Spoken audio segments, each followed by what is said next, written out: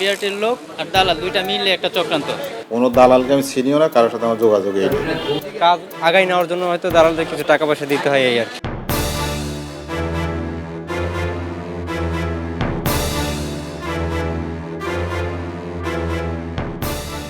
রাজধানীর মিরপুরে বিআরটিএতে দালাল চক্রের দৌরাত্ম্যে নাজেহাল সেবাগ্রহীতারা। এই চক্রের সঙ্গে বিআরটিএর একাধিক অসাধু কর্মকর্তা জড়িত বলে অভিযোগ করেছেন সেবাগ্রহীতারা। তাদের দাবি, টাকা না দিলে ফাইল প্রসেস হয় না, টেবিলে টেবিলে দৌড়াতে হয়।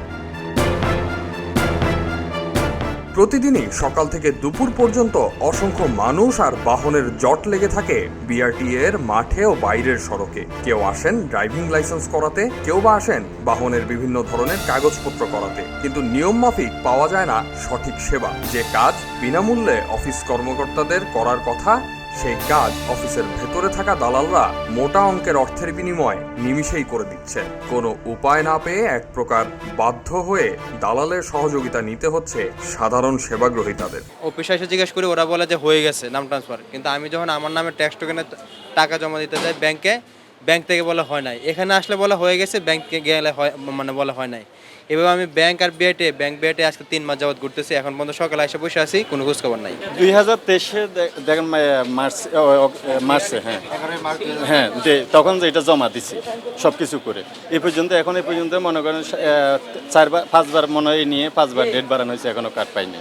কার্ড নেই, কার্ড শেষ, কার্ড ওনাদের কাছে কার্ড নেই। এখন বিএটির সমস্যা কি? এটা ওরা কার্ডগুলা দিতে ওদের সমস্যা কি? ওরা কি লোকবল পাচ্ছে না ওরা যে কার্ডগুলা যে কোম্পানিগুলা দিচ্ছে ওরা সঠিক সময়ে কার্ডগুলা দিতে পারতেছে না।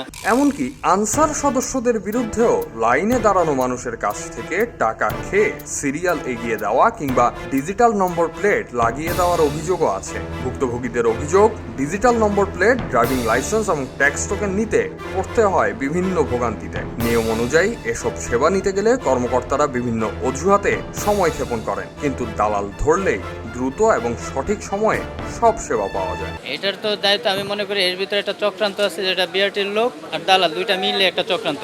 কারণ দালালের মাধ্যমে করলে আমাদেরকে সরাসরি লাইসেন্সটা দিতেছে, তাড়াতাড়ি দিতেছে, কিন্তু যদি আমরা নিজেরা করতে যাই, দালাল ছাড়া করতে যাই, তাহলে আমাদের ঘুরাবে কেন? টাকা তো ঠিকই আমরা পরিপূর্ণ দিতেছি। সব কিছু সংস্কার হলো বিআরটিতে, আমার মনে হয় না বিন্দু পরিমাণ সংস্কার হয়েছে। দালালদের দৌরাত্ম্য অ্যাকচুয়ালি রয়ে গেছে, আর আমি দালালের কাছে যেতে পারি না বিধায় আমি আমার কাজটা এখন পর্যন্ত শেষ হচ্ছে না। কাজ আগাই নেওয়ার জন্য হয়তো দালালদের কিছু টাকা পয়সা দিতে হয় এই আর কি। আজকে কোনো লোকজন বলতে আজকে তো লোকজনই দেখতেছি না, মানে আমি প্রথমে একটা বিভ্রান্তিতে পড়ছিলাম। তবে এ সকল অভিযোগ অস্বীকার করেছেন মিরপুর বিআরটি অফিসে কর্মরত সহকারী পরিচালক শামসুল কবির। তার দাবি, বিআরটি এর ভেতরে কোনো অসঙ্গতি নেই, কোনো অনিয়ম নেই, সব অভিযোগ ভিত্তিহীন। কোনো দালালকে আমি চিনিও না, কারোর সাথে আমার যোগাযোগই নেই। এখানে কোনো ঘুষের কোনো সুযোগ নেই বিআরটিতে। আমাদের এখানে সবকিছু অনলাইনে হয়, এখানে ঘুষের কোনো সুযোগ নেই। এদিকে দালাল, টাউট ও প্রতারক হতে সাবধান এমন সতর্কবার্তা সম্বলিত সাইনবোর্ড চোখে পড়ে বিআরটি এর মূল ফটক দিয়ে প্রবেশের সঙ্গে সঙ্গেই। শুধু প্রবেশ ফটকেই নয়, এমন সতর্কবার্তা লেখা আরো অনেকগুলো সাইনবোর্ড সাঁটানো আছে বিআরটি এর বিভিন্ন ভবনের দেয়ালে দেয়ালে। কিন্তু এই সতর্কবার্তাকে ছাপিয়ে বলা যায় বৃদ্ধাঙ্গুলি দেখিয়ে দালালদের দৌরাত্ম্য পুরো বিআরটিএ জুড়েই। সরেজমিনে বিআরটি এর বিভিন্ন কক্ষে কয়েকজন দালালের দেখা মিললে তারা ক্যামেরা দেখে নিমিষেই পালিয়ে যান। দালালদের দাবি, বিআরটি এর লোকজনের সহযোগিতায় তারা বিআরটিএতে দালালির কাজ করছে। এসব কাজ তারা উপর মহলকে খুশি করেই করে থাকেন।